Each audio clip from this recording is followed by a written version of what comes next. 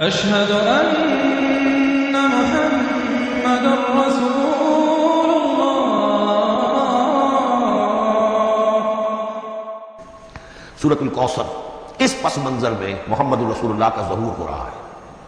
یہ تین صورتیں جو ہے اس نے پس منظر رکھا، ایک نے تاریخی، ایک نے ان کا معاشی اور اقتصادی، ایک نے ان کی اخلاقی اور مذہبی حیثیت۔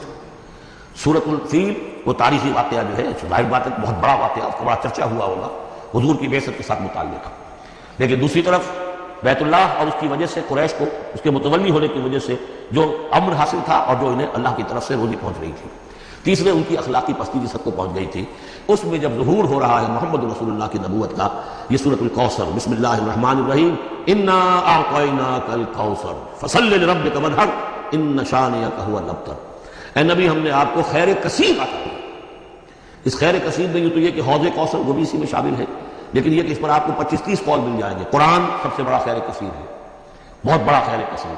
حکمت، ومن یؤت الحکمۃ فقد اوتی خیرا کثیرا، جس کو حکمت اور دانائی دے دی گئی اس کو تو خیر کثیر دے دیا گیا۔ تو ہم نے آپ کو وہ سب کچھ عطا کر دیا ہے اور محتاط کے ساتھ عطا کر دیا ہے، جو انسان کی انسانیت کے لیے اس کے لیے یوں سمجھیے کہ ترہ امتیاز بن سکتا ہے۔